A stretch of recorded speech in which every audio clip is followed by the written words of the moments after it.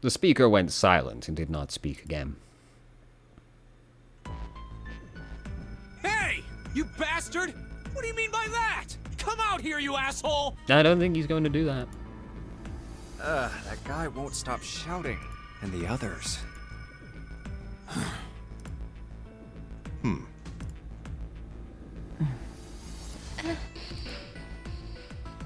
Whew. Junpei, too, was consumed by his thoughts. I have way too many questions. Who is Zero? What's the Nonary game? What's it for? Is he some nutjob just doing this to mess with us? Or does he have some other purpose? It's just for the love of the game. Why pick me to be part of this insane game? And the others? Why are these 8 people here? And the most confusing of them all. Why is Akane here? That's the most confusing part. I haven't seen her since elementary school. Why her? Why now? Coincidence? No. There's no way. There has to be a reason. I don't know what exactly, but there has to be. Very well. The lion's voice seemed oddly loud in the silence. Standing around here won't do us any good. Best we get moving, don't you think? Get moving? Are you planning to open the numbered doors? Well, what else are you gonna do? Hey, wait! But don't tell me you're actually gonna do with this Zero set. What's your suggestion? No, that's not what I mean. The lion shook his head, mildly annoyed. I'm saying let's find another way. After all, we haven't really examined this place yet. We... what? Where have we not looked? Everyone searched A-Deck already, right? Yeah, we were kind of in a rush though, so we probably missed some things. Why don't we check out the lower floors first? We should see how deep this place goes. I can work with that. Then let's go. It's like gonna be full of water, but Whoa! What the hell? It's completely submerged. yeah, Damn. If the water level keeps rising like this, we're all gonna drown. that's the point. No, I don't believe that's something we have to worry about. He told you the boat's gonna sink. The prince knelt down and gently drew his hand across it. See? The water's not flowing. That means the origin of the water has been stopped. But the boat is going to sink. Perhaps this Zero fellow has used some sort of remote control to seal a watertight door lower down. He said that our time limit was 9 hours. In other words, this water won't rise for 9 hours. And you're saying we won't sink till then. Well, that may be a little too optimistic. No point to wishful thinking. Man. Okay. That's depressing. If we don't determine a way to advance from this point, we are stuck on A-Deck and C-Deck. I recognize your voice. Looks that way. Hey, hold on. How about we check C-Deck before we jump to any conclusions? We might find something there. Ah, you're right. Oh yes, the I thing think we were we should going to look at the do. metal doors by the big staircase too. They're pretty suspicious. No numbers on either door. And I don't see an authentication device either. Nope. It's locked. This one too. Damn, none of the doors are opening. Hey guys, over here. There's another door behind the stairs. This one doesn't open either. We'll see about that. Hey, old man, give me a hand. Using force, I see. Let's give it a try.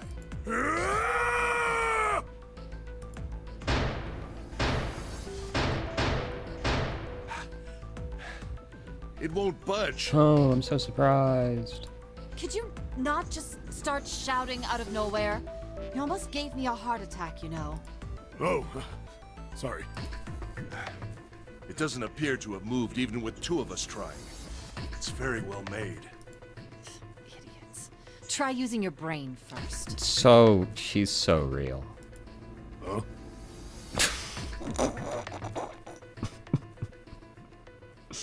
What? Me no understand. Take a closer look. A keyhole. Right. It's obvious what we need to open this door. A key, huh?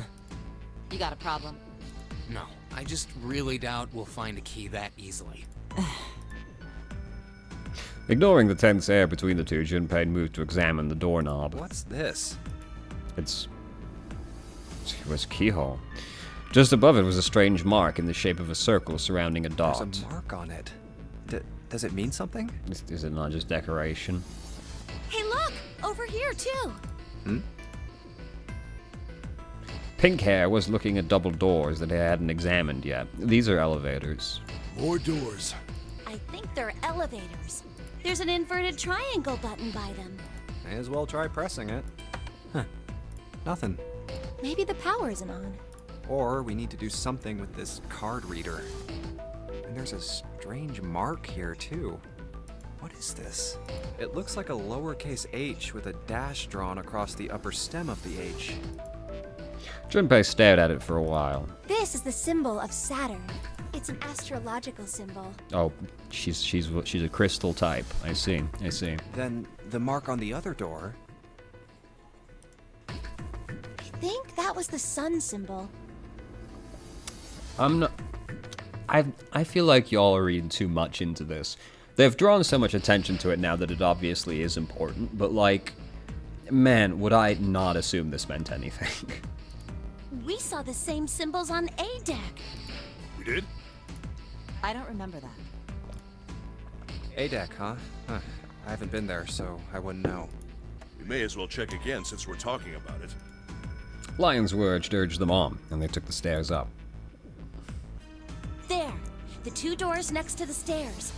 The one on the left had a keyhole with a similar symbol engraved on it. She's right. It looks similar to what we saw downstairs. Crystal Mommy, what is this? What does this symbol mean? This is an Earth symbol. That is not what I would have guessed. The horizontal line symbolizes the equator, and the vertical one represents the prime meridian. I guess that makes sense. Could it not be a crosshair, though? I see. Junpei looked up at the ceiling. The ceiling. Metal plates. Huh. It's as if it's covering something up. A window, perhaps? Perhaps it was a dome of some kind. I wish we could get out through there. Be realistic. We'd need a lot of explosives to open that up. You don't know. You've tried breaking down every other metal object so far. Why don't you just throw Mountain up there? The windows, too. Huh. They're all covered. Oh, wow.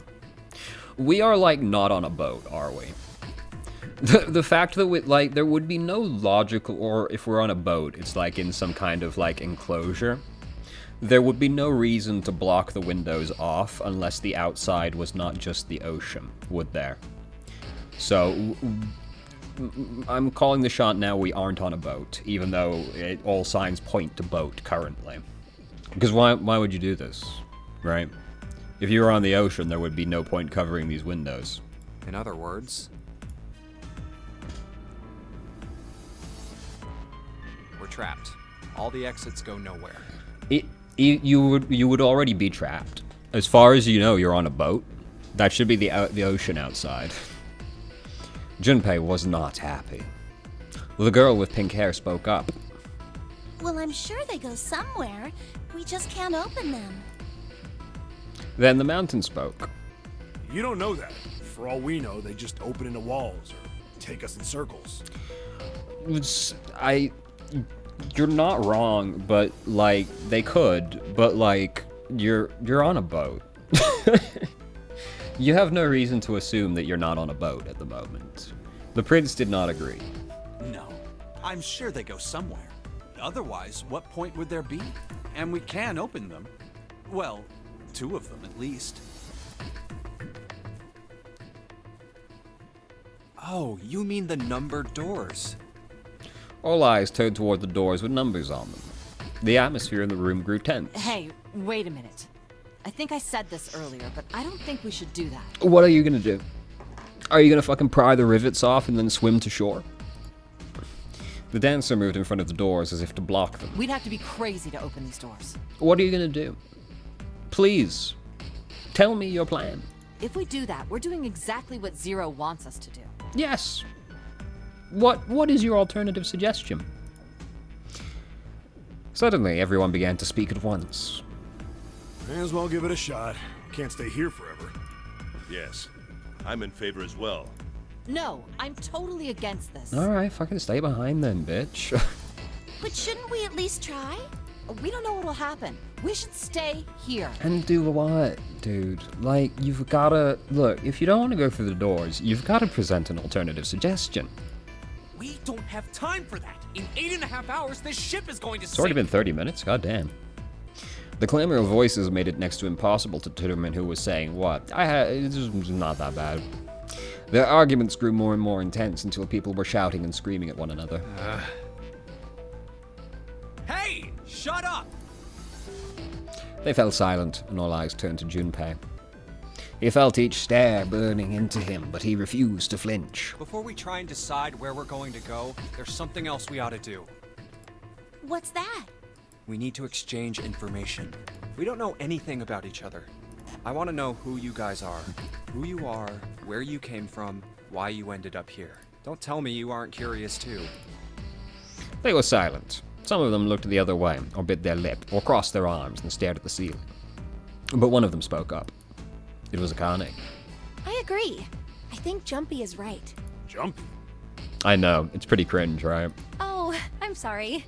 I'm talking about him. I just call him Jumpy. His name is Junpei. She pointed toward Junpei. We're childhood friends. We went to the same elementary school. Delightful. Wait, stop!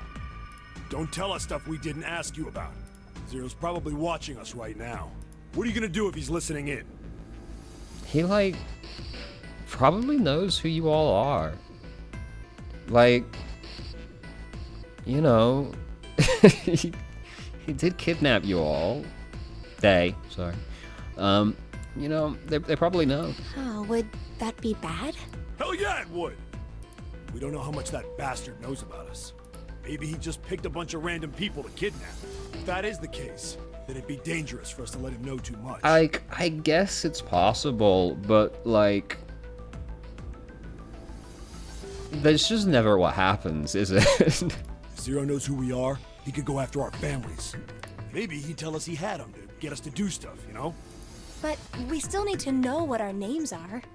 It's going to be hard to talk to each other if we don't have names. Alright, then why don't we have code names?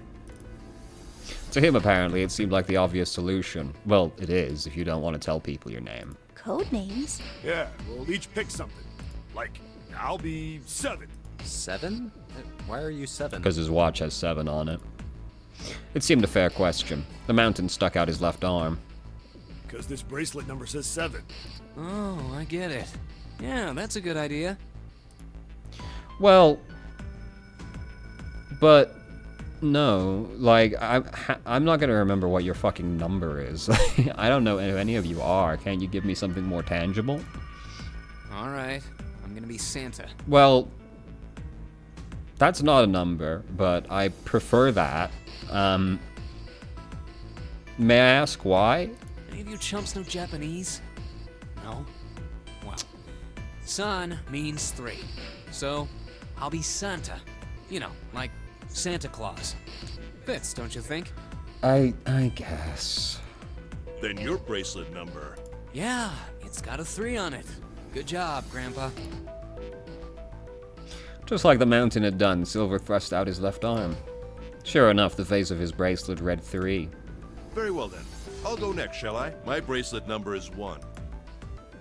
Given that, I think Ace seems appropriate. Fair enough, but I would not have the cojones to name myself Ace. I'll be Lotus then. As I'm sure you all know, it has 8 petals. Oh, okay. Which means, of course, that my bracelet number is 8. I would appreciate it if you would call me Snake. My bracelet number is 2. Since Ace has chosen cards, then I choose dice. Snake eyes, clearly. Which is particularly relevant given that I am blind. You can't see? I knew it. He'd kept his eyes closed during their entire ordeal, which had suggested something strange, but to hear it said so casually, it was something of a surprise. Everyone seemed a little nervous at the prince's proclamation, but no one seemed to know how to react to it. Me next! So, question. Did someone tell you what your bracelet said? How did you know what your number was?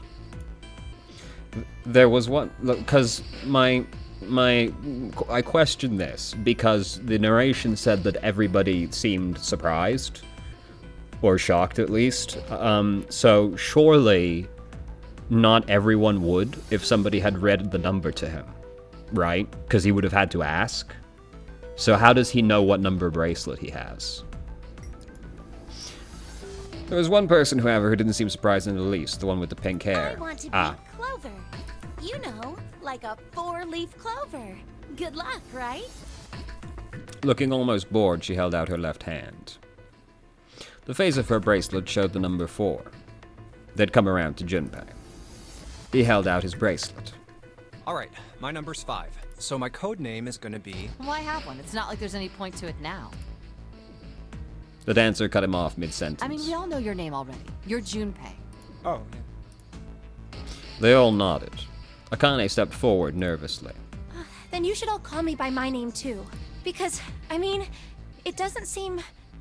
It doesn't seem fair to Jumpy. You're thinking it's not cool for you to hide your name after you told us his. I'm wondering what's going on with her neck thing also. Because this doesn't, like, why is her hair going through this bit? This looks like it's solid. Right, like you can see here that it connects. This isn't like, yeah, I guess it could just be like a sweater. I don't know, it's just a little weird that the strands of hair are like going through it when it doesn't really look wrapped exactly. Is nitpicky. It probably is just like a scarf that isn't like, you know. Akane fidgeted awkwardly. Junpei decided he had to do something. What's your bracelet number? It's 6. She hesitated for a moment, then held out her left hand. As she'd claimed, the bracelet's face showed a 6. Junpei looked at it for a moment and thought. Alright then, why don't we call you June? June? Yeah, you know, it's the 6th month of the year, so you're June. Jumpy? Akane needed her hands and looked up at I almost called him Junpei. Uncertain. He smiled back at her Are reassuringly. you good with that? Yeah. She thought about it for a few more minutes, then seemed to come to a decision and gave Junpei a small nod. Okay then. The name's decided, Junpei ran them over quickly in his head. So this is how everyone breaks down. 1 is Ace. 2 is Snake. 3 is Santa.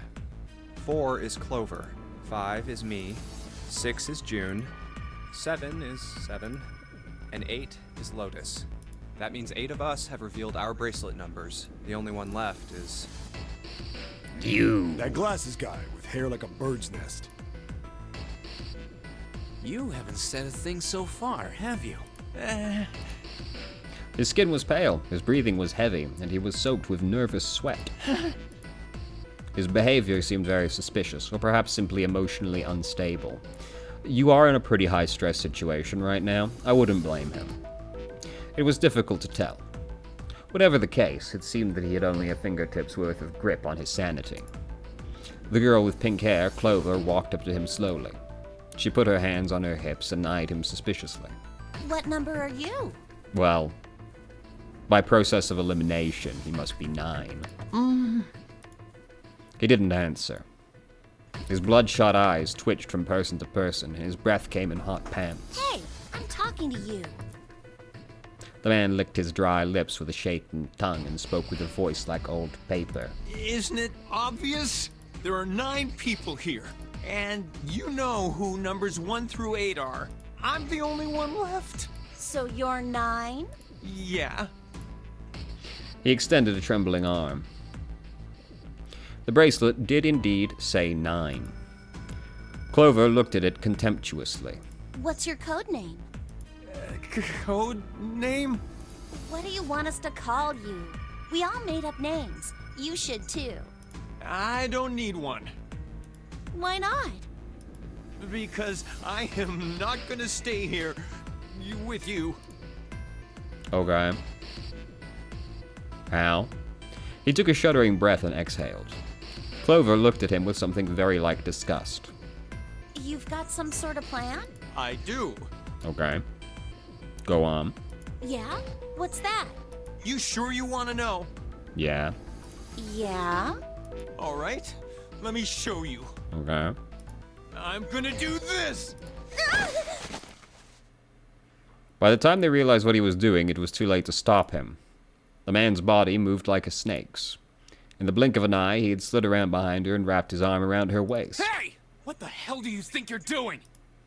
Silver, Santa, leapt forward toward Clover and the ninth man. He was halfway there when... Stay back! Suddenly, the man's hand dove into his pocket. Ah!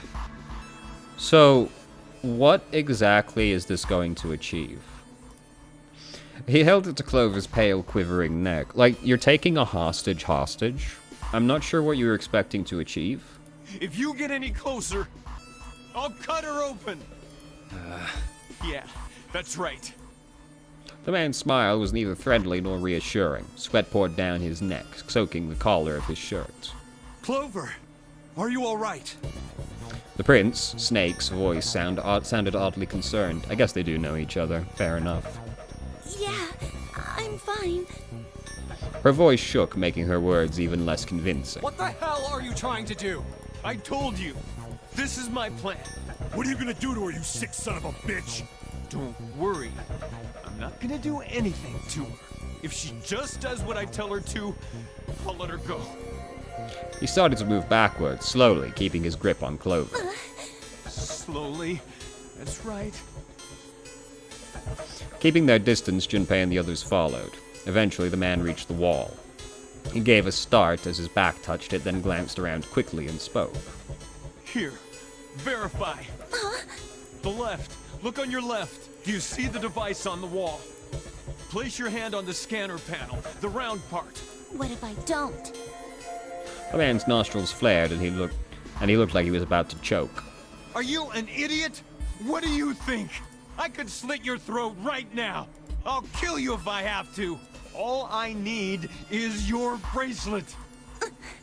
Just do it. Do it now. He pressed the knife against Clover's neck, hard. Okay, I'll do it. Slowly, she stretched her left hand out toward the device. Like this? Her back was to it. She had to feel around for a moment before she found the circular panel. It made a cold electronic noise, and on the display above her hand, an asterisk appeared. So that's how it works. Okay, I figured that was pretty obvious, but... He called that round part of the device the scanner panel. If we put our left hand on it, our bracelet number gets entered into the device. Then... Should you total the numbers on your numbered bracelets? Do you think the fact he called it the scanner means something?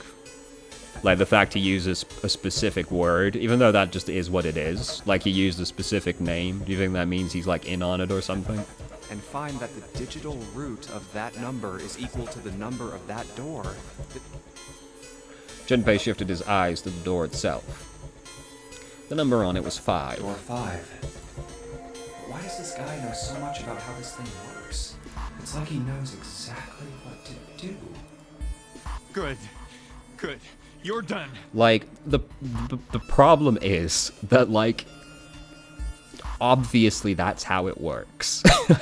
Like, it was explained quite plainly how this works. So, personally, like, he's drawn attention to it, so obviously it matters. But, like, personally, this shouldn't really have any bearing, because obviously the panels work like this, right? Like, it's not just me.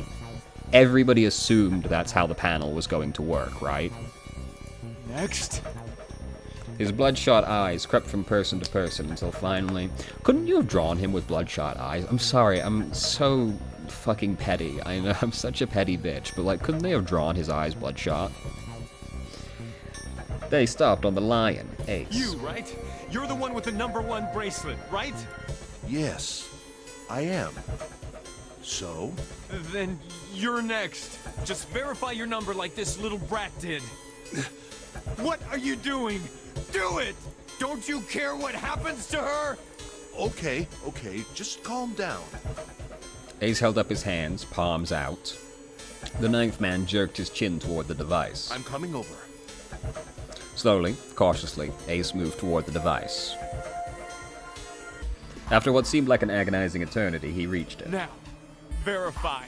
All right, this is what you wanted, right? Verify is very specific, to be fair. I wouldn't have used the word verify. Ace nodded and placed his hand on the scanner panel.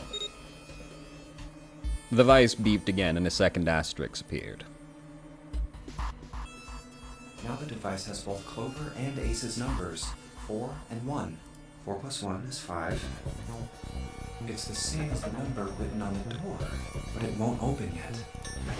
Only Yeah. 3 to 5 people can pass through one numbered door. One more person. If what Zero said is true, he needs one more person. He's not going to use his own number? Who? Who does he need? Get back. What? Why wouldn't you... Why would you not use your own number for the door, though? His voice shook, but the knife he held to Clover's throat made his words a command. Ace took 2, then 3 steps back. No!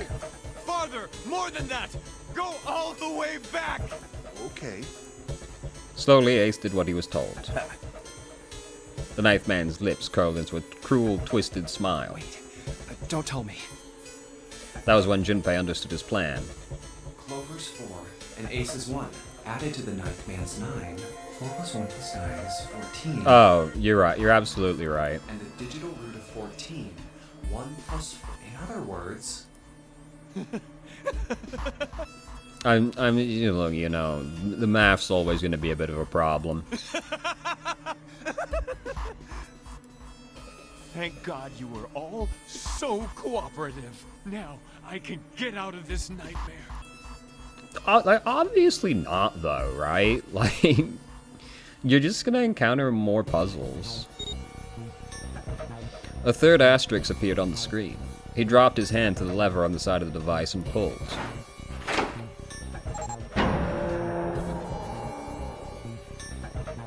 Like, there's probably even more doors ahead, right? Like, what? You're not gonna get through it alone. The door opened with a heavy metallic groan. Good! I don't need you anymore! He let go of Clover. Wait! Junpei leapt toward the ninth man, but he wasn't fast enough. Here! She's all yours! The man shoved Clover and hopped through the door. Okay. Have a good one, guys. Why are you beeping? I'm going off ahead now. Well then, goodbye! He raised his hand and waved, a twisted smirk on his face. Then he was gone. The door ground shut with a dull clang of metal on metal. Clover, are you all right? Snake ran to Clover's side as she lay on the floor. Yeah, I'm fine. She climbed unsteadily to her feet and once there leaned heavily on Snake's shoulder for support. Damn it! Junpei ran to the door. That bastard! The others followed him. Several pairs of hands grabbed hold of the handles and pulled. Open, damn it! Guys, why are you surprised? They grunted and strained, but... Shit! It won't budge. Yeah, I bet it won't. That was when Lotus, the dancer, spoke. Her voice was quiet. Do you hear something? Like, what? Like some sort of beeping. My man was beeping. It was a little suspect. Junpei pressed his ear against the cold metal of the door. The others did the same. You're right. I can hear it too. Is he about to fucking explode? What is it? Then they heard something else. It was the ninth man. Why isn't it stopping? God damn it! You lied! Lied? This wasn't supposed to happen! This is wrong! This is wrong! His voice shook with fear. Safe on the outside, they stepped back from the door and looked at one another. What is happening in there? He's about to explode. Open the door, please! I'm begging you! Is that so? Help me! Please get me out of here! Get me out of here! Ah, God damn it! Junpei grabbed hold of the device. He slammed his hand on the scanner panel. Nothing happened. Why? Why won't it work? Engaged? Is it because it's occupied? Well, it did say vacant earlier. Oh my god, there's no time left! Listen, I was lied to! He lied to me! He put me in here! It was him! He killed me! It was him!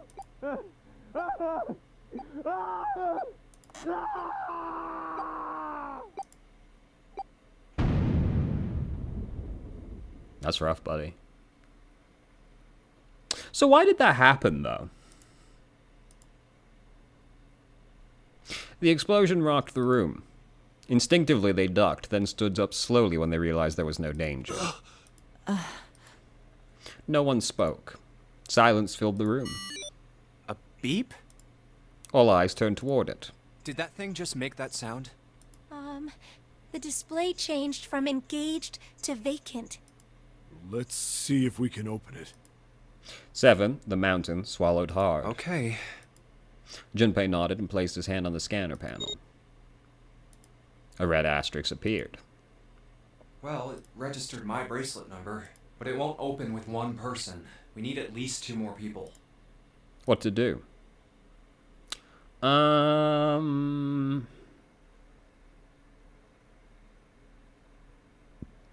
Let's do Ace and Lotus.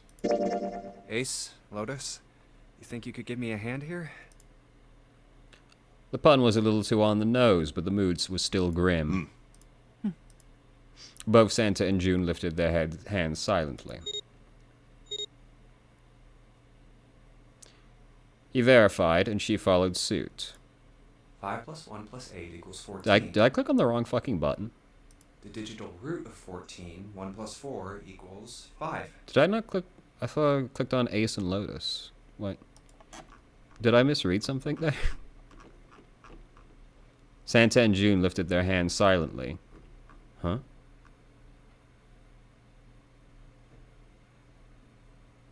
But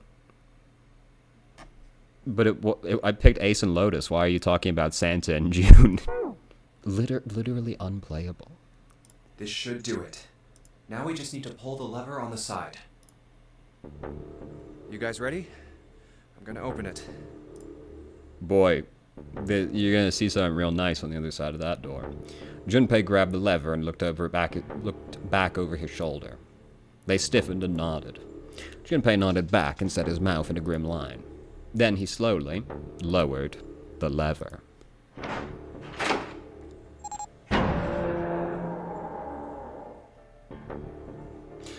There was a metallic groan and the door slid open. A breath of air drifted out of it, carrying a stench that nearly made them gag. Junpei grimaced and put a hand over his mouth. Oh my god. Oh, that's a dead man. Good God. Mm-hmm. Lotus and Ace shuddered. 7 grunted. Whoa, that's pretty bad. Yeah? Even Santa's voice shook. He blew up. It appeared Santa was right. The hallway on the other side of the door was splattered with chunks of torn flesh and dark red blood. The shriek echoed across the room. It had come from June. Then her strength left her and she dropped. As Junpei turned to catch her, the door groaned shut. Why did he explode, though?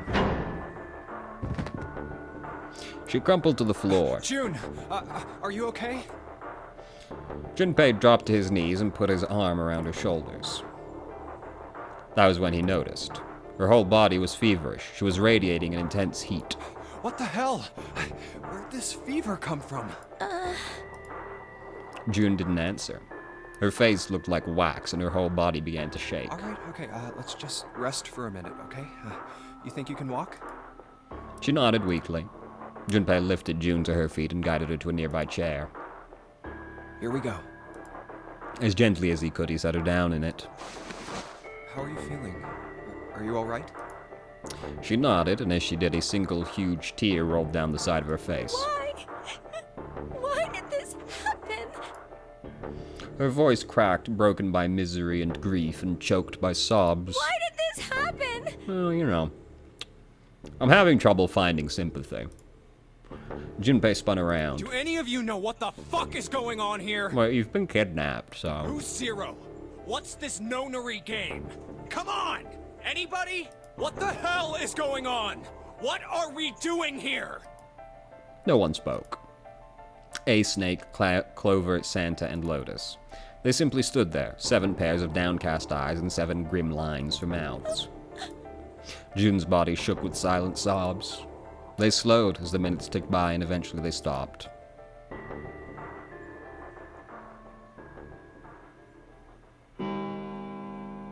Then suddenly, in the cold, heavy silence that had enveloped them like a thick fog, a bell began to ring. The clock in the central hall. 7, 8, 9, 10 times. Boy, we have wasted a whole fucking hour so far, huh? And then on the 10th ring it stopped. The sound of the bell faded away into silence. It's 10 o'clock then. Ace said what one of them had been thinking. That means it's been an hour since Zero's little announcement. 7's deep voice echoed across the room. Fuck! I've had enough of this crap! Santa leapt to his feet, his fists clenched. How long are we gonna pussyfoot around like this? We've only got 8 hours until this time limit Zero is going on about is up. Let's get going already! Go! Go! Santa's outburst fell on deaf ears. No one seemed to agree with him. They stared back at him, their eyes blank and their faces tired. Finally, Lotus spoke. No, I refuse. I'm not gonna end up like him. Oh my fucking god. Then what are you gonna do? Him? You mean the 9th man? Of course, who else? I would like to know why he exploded.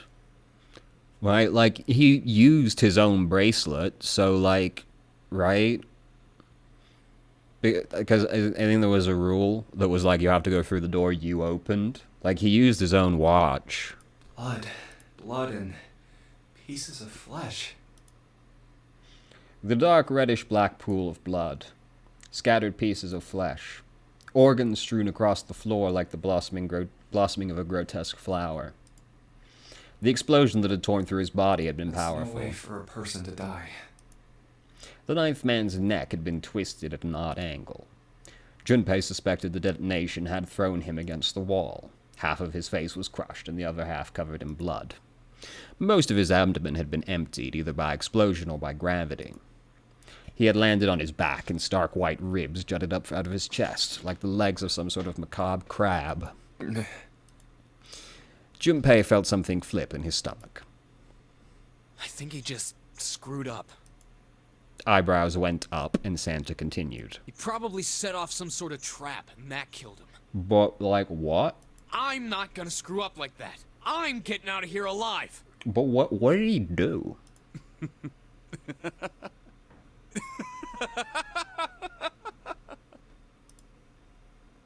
Whatever Snake was laughing at, Santa did not find particularly humorous. What's so goddamn funny? Oh, my apologies. You were just, so very confident. I couldn't help myself. What the fuck? Valid. I think you've mistaken the situation. Huh? The 9th man's death. It had nothing to do with the trap. Or at least, not the sort of trap you imagine it did. Then? He broke one of Zero's rules. That was why he died. Quite simple if you What think rule about did he it. break? You still don't... All right.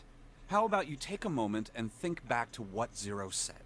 Specifically, what did he say about the number of people? He said only 3 to 5 people can pass through one numbered door. Right? Oh, they all need to go through? And after that? You've forgotten the relevant part. What did Zero say? Santa furrowed his brow in thought. Junpei fought back. Zero said. Oh, what are these non-sequiturs? Sequiturs. Everyone All those who enter must leave, and all who enter must contribute, right? I suppose my thought was... surely they would all explode if they didn't do that. I guess it makes sense that the one that goes through alone would explode, but like, I kind of figured if you broke that rule, like, everybody would be punished. I think it was something like that. Whatever it was, it means that groups of less than 3 or more than 5 can't go through. That is correct. A gold star for you, Junpei. I suppose that makes sense. I was thinking about the rule differently. Snake inclined his head toward Junpei. The 9th man, however, broke that rule. He tried to pass through a numbered door by himself. That was why he was executed. Fair enough. And Zero's watching us from somewhere, making sure we don't break any rules. Oh, I'm not so sure of that. Why not? Because this execution system is entirely automatic. You didn't notice? There's no need for him to monitor us. What do you mean? Well, there's probably just like a scanner, right? Like, it probably just scanned and was like, only one person went through. Snake looked at 7, with what could only be described as pity, and sighed. Very well. I see it must be me who tells you. I've waited long enough, I suppose. I had hoped Zero might spare me the trouble, but that seems increasingly unlikely. Do you know him? Them? He couldn't see them, of course, but perhaps Snake sensed the confused eyes upon him. When Ace spoke, he gave word to everyone else's thoughts. Do you know something? Well, I know a great many things, but yes. Okay. What is it you know? Here. Snake removed a card from the pocket of his jacket. Card?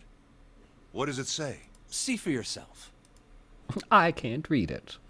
With a flourish, she presented it to Ace, who took a close look at it and spoke. Come on now, what's the point of giving me this? Give me that.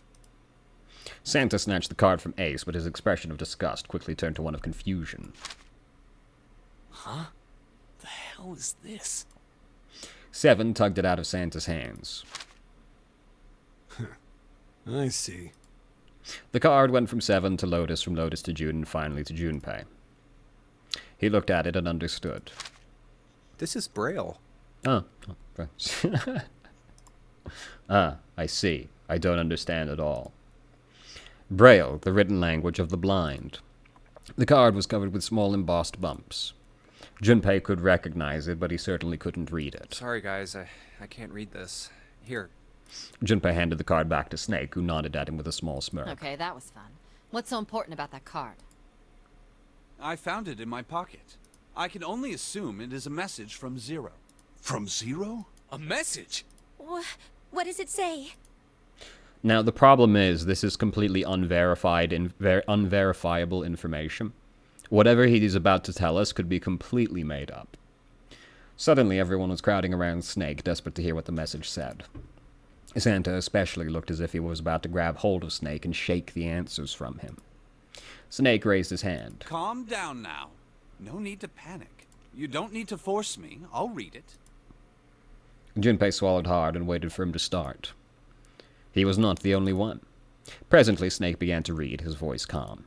His fingers glided over the tiny bumps as he spoke. Bracelet number 2. Since you are not blessed with sight, I shall bless you, and only you, with information. I shall tell you of the function of the red, of the dead, and of the bracelet. The red is the recognition device. It will verify your number. Beside every numbered door, you will find a red. The dead is the deactivation device. It does exactly what it says. Once you have passed through the numbered door, you must use the dead to stop the detonator in your bracelet. But perhaps you are wondering, what does this detonator detonate? I am afraid this might be something of a surprise. A bomb? I have placed a small bomb inside of you and people who you are about to meet. You swallowed it while you were unconscious. I have no doubt, by the time you read this note, the bomb will have passed your stomach and found its way to your small intestine. In other words, you will be unable to regurgitate it. I suggest you do not try. As I mentioned before, the bracelet on your left hand contains a detonator. Think of it as a remote fuse, or timer, for God in your body. There is only one condition to cause it to detonate. That condition is that you enter a numbered door. Once you have done so, the timer will activate, no matter who you may be. You will have 81 seconds. If, after that time, the detonator has not been deactivated, it will send a signal to the bomb in your body. Whoops. In order to deactivate the detonator, every person who verified their number at the red must also verify their numbers at the dead. Once all numbers have been verified by the dead, you need only pull the lever at its side, and the countdown will cease. Anyone who does not verify their number at the red will find themselves unable to verify their number at the dead. That is to say, if you should pass through a numbered door without first verifying your number at the red, in 81 seconds, you will be dead. You must also keep in mind that the numbered doors will close automatically after 9 seconds have passed. So long as the doors open, the dead will not function. You would do well to remember this. Lastly, let us discuss how to remove the bracelets. There are only 2 ways to do so. 1. You escape from this ship. 2. Your heart rate reaches 0. In other words, once the bracelet is taken outside the confines of the ship, or checks that Ignora's heartbeat has fallen to 0, it will shut down automatically. Now, critically, that means there's a way you could trade bracelets, right? If you, like... if your heart rate dropped, and then you were revived afterwards, you would be able to trade bracelets with somebody. There is no other way to remove your bracelet. Now, that seems ridiculous, of course, right? Like, this would take a lot of people to do this, because you would need... Well, because... No, you only need the 2, I suppose. One revives the other. But, like, that means there's a way to trade bracelets with somebody.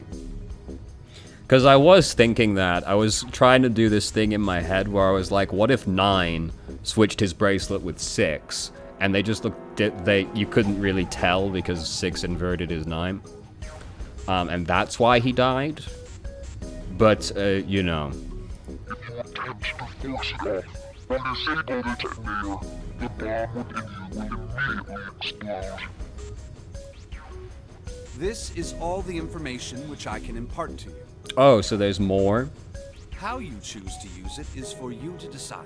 Like, the way you say that implies there's more information on there you haven't told us, which is, like, again, this is unverifiable. You could be making this all up. If used wisely, you can eliminate those who might be a danger to you. For a time, you would be able to control your fate. Huh? I wish you the best of luck. What the fuck does that mean? So, oh, he actually read that part off. Okay, that wasn't Ace, because the narration changed. I thought that was Ace speaking, but he was still reading.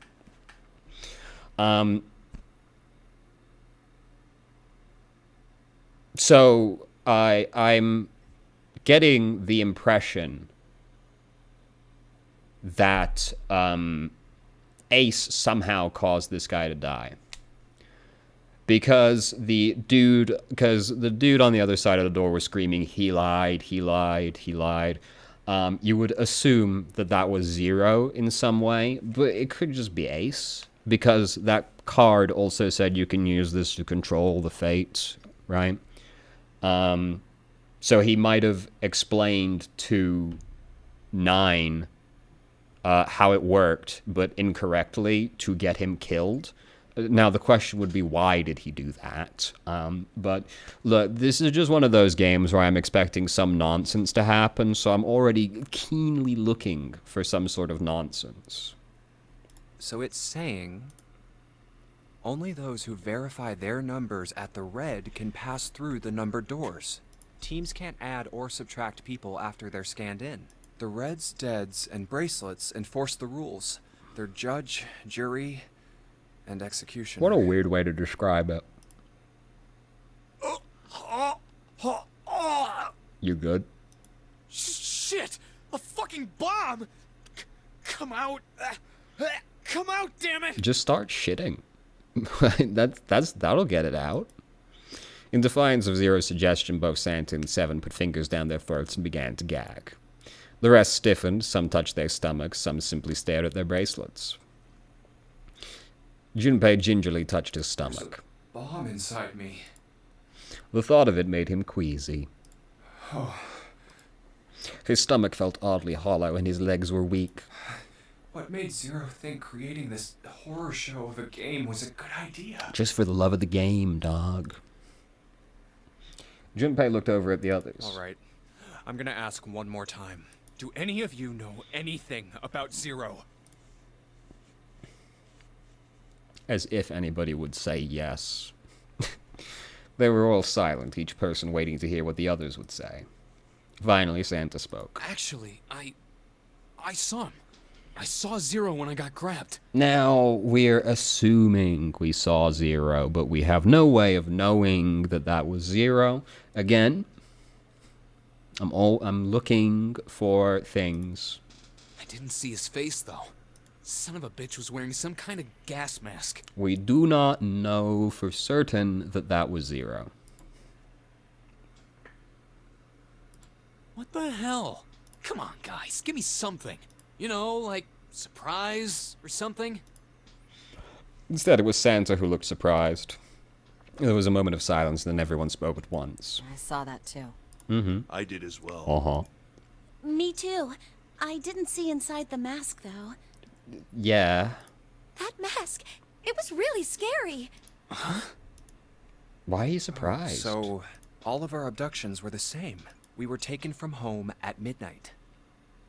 Well, that's a bit... I don't know why you're making that assumption. The person claiming to be Zero had a mask on. There was white smoke, and then each of us passed out.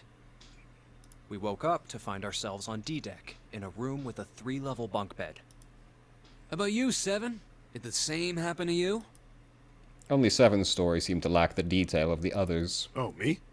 Yeah, well, mine was just like the rest of yours. That was all he had said. Well, now it just seems suspicious, doesn't it?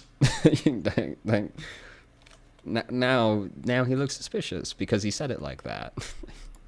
And after everybody else had already said something. It had occurred to Junpei at the time that it sounded somewhat strange, but he didn't press the issue. Okay, that's good enough for now.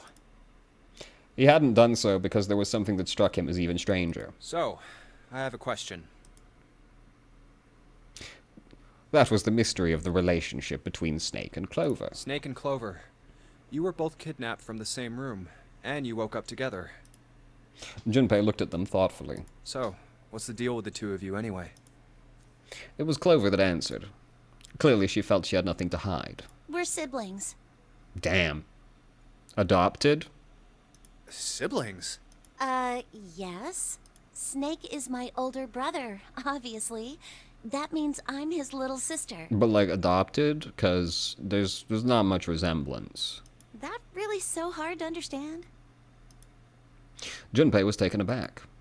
The others seemed just as surprised. She is correct, of course. He laid his hand on Clover's shoulder. Are you, surprised? Well, yeah, but... Why? There are other people here with connections to one another. Those two, for instance. Snake pointed at Junpei and June. Oh, you mean between Jumpy and me? Ah, yes. You did say you were childhood friends, didn't you? Wait, you went to school together? Yeah. June glanced at Junpei, uncomfortable with the sudden attention. Well, yeah. Junpei felt somewhat nervous as well and tried to scratch his head as casually as possible. Hey, you think maybe we could figure out who Zero is this way? Yeah, you're right. You connect the dots between the victims, and that leads you to the perp. Textbook stuff. Junpei, June, does any of this ring a bell? Ring a bell. Ring a bell? They looked at one another, and like it was staged, they both tilted their neck at the same time. Well, perhaps you went to school with the son of a multimillionaire. A millionaire? Son? Well, someone bought this boat and set up all of this. Whoever Zero is, they must be incredibly rich. Well, we can't be sure of that. It does seem like a pretty safe bet, though. To me, this seems as though it's the work of an organization, not an individual. Most likely, Zero is simply the representative of a larger group. What sort of organization? It could be a number of things. An army, perhaps, or a research group? Did this come to you in a dream? Why are you assuming that? Perhaps this is all some sort of psychological experiment. If it is, then it's a pretty fucked up experiment. It's quite unethical in that case, yes. I mean, come on! A guy's dead! Yeah, you know. The word dead hung in the air heavy and ominous. The room went quiet again. I don't know who the hell this Zero asshole is, but I know for sure he's gotta be pretty fucked up in the head to do all this. If this was all one guy, then he's got some serious issues. Even with the specter of death hanging over them, their discussions continued for some time. Oh my god, you guys did... Okay. I thought we were finished with that topic. I thought they were about to waste another fucking hour. But then what should we do? We should talk it through. Oh my god, enough! All we're doing is talking! Santa threw up his hands, his voice filled with irritation. Talking won't solve anything! It can't help us find our way out of here! You're really sure you want to just sit around? We've only got 7.5 hours left. We already wasted an hour and a half of our 9 hours. Everyone there was already on the edge of panic. What Santa told them only made that feeling more intense. No one was willing to argue this time. You're right. Oh, finally. Very well then. There's only one way for us to proceed. Sure not gonna be fun running around knowing we gotta jump when Zero says jump. Well, it's stupid to just sit around here doing nothing. Well, thanks to Snake's card, at least we have some idea of how this all works. Correct. And so long as we all follow the rules, we will most likely be all right. But what? Who's going to go in which door? June looked toward the numbered doors. Oh yeah, that's right. We can't have any more than 5 people in one door. All 8 of us can't go in the same door. Then it would seem we will have to split up. Wait. Lotus looked terrified. I'm telling you now, there is no way in hell that I'm going into door 5. That's, you know, I was about to be annoyed because I thought you were doing the thing again. But that's entirely valid. There's an exploded man. Come on now, don't be selfish. Call me whatever the hell you want. I'm not going in there.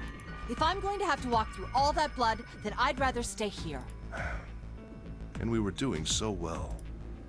Ace shook his head sadly. Sorry, but I ain't going in there either. Someone else can go into door 5. Oh, Santa, not you too. Hey man, I just bought these shoes. If you think I'm getting some creepy dude's blood all over them, you got another thing coming. That was the last straw. What the hell, man? Weren't you the one who kept saying we should get going? Yeah, so? Doesn't mean I wanted to go into door 5. Oh, God. There was an awkward silence. Finally, Seven spoke. Fine, I'll go into door 5. I can't go in there alone, though. Anyone else willing to come with me? There was another long silence. This time, Snake was the one to break it. I'll go. What? Don't worry. You'll be fine. We may part now, but I'm certain we'll meet again later. How do you know that? Because I do. That's not an answer! If you're going, I'm going too. What am I going to do with you? There's nothing you have to do. Ace stepped forward. If I join you, the problem is solved, correct? 7 is 7, and Snake is 2. And if you add Clover's 4 and my 1, the digital route will be 5. 7 plus 2 plus 4 plus 1 is 14. The digital root of 14. 1 plus 4 is 5. Oh, it works perfectly! The 4 of us can go into door 5. Wait, what about the other 4? What's their digital route gonna be? Junpei did a quick mental calculation. Lotus, Santa, June, and me. Our bracelet numbers are 8, 3, 6, and 5. 8, 3, 6, 5. What would our digital route be? 8 plus 3, 11, plus 6, 17, plus 5, 23. 2 plus 5, it's 5, or 2 plus 3 is 5, right? 11, 17, No, it's only 22. It would be 4. 8 plus 3 plus 6 plus 5 is 22. So, the digital root of 22, 2 plus 2 equals 4. He repeated what he It's determined. 4. Add up our 4 bracelet numbers and the digital root is 4. Then we can go into door 4. Yeah. Huh. That worked out well. So the team assignments will be like this. 7, Snake, Clover, and Ace. They would go through door 5. Lotus, Santa, June, and me will go through door 4. Are these really the teams I want? Beyond door 5 is what remains of the Ninth Man. I never want to see that thing again, but something's telling me that it'd be a good idea to examine the corpse, even just a little closer. Of course, if I went through door 5, I wouldn't be going with Lotus and Santa. I could bring June with me through door 5, but that means she'd have to see the body in there. I don't want to put her through that. Junpei was torn. Should I stay silent and go through door 4? Or should I stop them and insist on door 5? As he turned his options over and over in his mind, Ace spoke up. All right then. It seems we've reached a conclusion. Shall we go? He began to walk toward door 5. I'm going through door 5. Clover and Snake followed, with 7 a short distance behind. We're over there too, right, Snake? The door's not going anywhere. Slow down. Which door? I suppose I would like to look at the body, because there might be something weird going on with the watch, right? We'll go through door 5. Hey, wait. Junpei's cry echoed across the room. The 4 people walking toward the door stopped, and turned back toward him. I want to go through door 5 too. The words were scarcely out of his mouth when June spoke up. What? What are you saying, Jumpy? If you're going through that door, then I'm going with you. He turned around to look at her. No, you can't. I can't take you with me. Why? Oh, you know what's in there, don't you? Are you sure you want to see that? Well, June opened her mouth as if to say something, but instead closed it again and looked at the floor. Junpei felt an ache in his chest at her clear distress, but the choice was not his to make. Why was I about to say echo? There was nothing else he could do. Junpei turned away from June, doing his best to silence his turbulent emotions. Please, let me go into door 5. 7 scratched his head and looked at the young man. Man, now we're right back where we started. You know that? Junpei's bracelet is number 5, right? If we are going to add Junpei, then we must subtract 5 from the rest of us.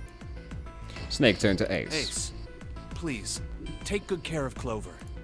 Oh, all right. That's fine. 1 plus 4 equals 5. Don't go away! You need to listen to me, Clover. Go to door 4 with the others. No! Don't be so selfish. Snake's tone was harsh. Why? Tears welled up in Clover's eyes. She bit her lip and did her best to fight them off. Snake's expression softened, and he put his arms around Clover. He held her close and whispered into her ear. You'll be fine. Just relax. It looked as though he whispered 2 or 3 more words, but whatever they were, Junpei didn't hear them. What did he tell her? He couldn't help but wonder what the other man had said.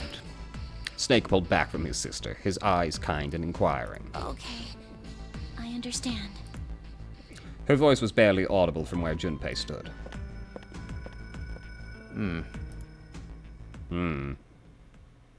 Before long, new teams were assembled. Let's make sure we've got this straight. Those going to door 5 are me, 7, and Snake. 7 plus 2 plus 5 equals 14. And the digital root of 14, 1 plus 4, is 5. And those going to door 4 are Lotus, Santa, June, Ace, and Clover. 8 plus 3 plus 6 plus 1 plus 4 is 22. And the digital root of 22 is 2 plus 2, 4. We're okay with this. No problems here. Yes. Let's do it. All right, then. 7, Snake, and Junpei scanned their numbered bracelets in quick succession. The screen of the red showed 3 asterisks. The lever's all that's left. Okay. All right, then. Let's go. Junpei glanced around one last time, his hand resting on the lever of the red. Okay. Please be careful.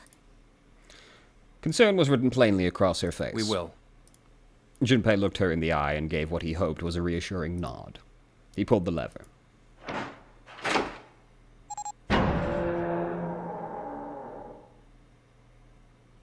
With the sharp clank of the lock releasing, the door swung open. And it's open.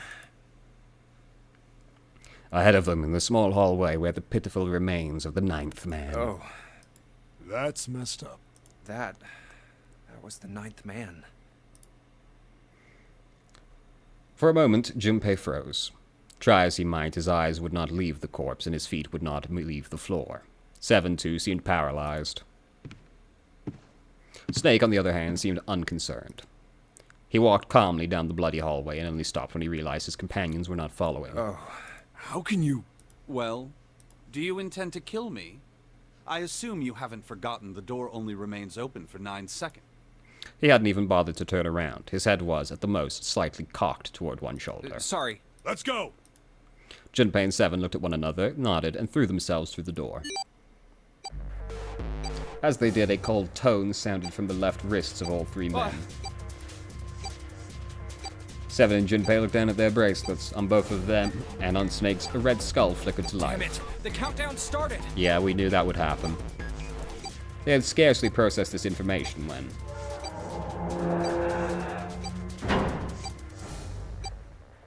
With a metallic slam, the numbered door behind them swung shut. Shit! The door! There's no turning back now, and if we don't manage to find the deactivation device... Hey, where is the dead? The fear and urgency in Seven's face reflected what all three of them felt. How the hell should I know? Stay calm. Look around you. Okay, I get it. Junpei spun around, searching desperately for the dead. He found it easily enough. It was on the wall next to the closed door labeled 5. Found it! Right here! As he yelled, he struck the scanner with his hand. The other two scrambled to follow suit. As soon as they finished, Snake threw the lever down.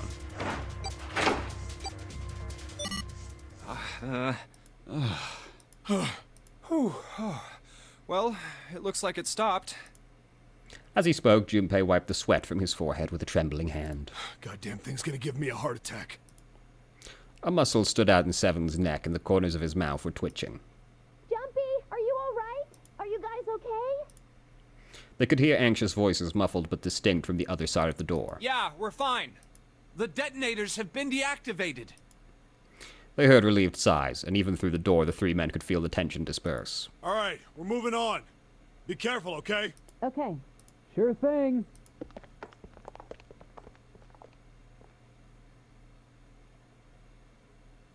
Hey. And they're gone. They heard footsteps moving away, and before long, they were alone again. Now. Junpei looked around. Doesn't look like we can go any further this way. The hallway ended roughly 20 or 30 feet from where they stood. Maybe this wall can be moved. There's a door. Or not. It's not budging. Yeah. Hey, there's a door over there. Yeah. To the left, however, was a wooden door that looked positively inviting by comparison. Ooh, first class. My. A first-class cabin, huh? Well, it seems like it. Let's have a look then, shall Oh boy. All right then. Let's go. Hell yeah. Yeah. Without hesitation, Snake opened the door and stepped inside. Seven followed closely behind him. Junpei moved to follow them as well, but... He stopped just short of the threshold and looked back, not knowing why. I don't want to look. Lying in the small hallway was the man's body, or at least what was left of it. He tried hard to avoid looking at the grisly scene, but it just wouldn't leave his mind. It's so horrible. I can't even tell what's what. Look at his watch, though. What had once been a man's internal organs now looked like so much vomit, as though something had chewed up and spit out the better part of his torso. It was hideous, but worse still, it was cruel. It was hard to believe the thing on the floor had once been human. The black pool of thick blood, the lumps of glistening flesh, spread across the floor. The awkward, twisted tangle of shredded intestines. The head wrenched to some grotesque, unnatural position. He'd been wearing these. See, look, I'm looking at it and I'm like, man, that could be a 6. That could be a 6 instead of a 9. The man's glasses lay next to his head. The lenses were cracked and the frame bent and distorted. And next to the glasses lay a bracelet, the number 9 still displayed on its face, or a 6. The bracelet's off. Oh, wait. Zero did say. Yeah. The bracelet comes off when you're dead. Oh, but what the hell's the point of getting it off when you end up like this? Just imagining how it must have happened. This was a human. I'm wondering how it got all the way over here. Surely it should still be basically on top of him.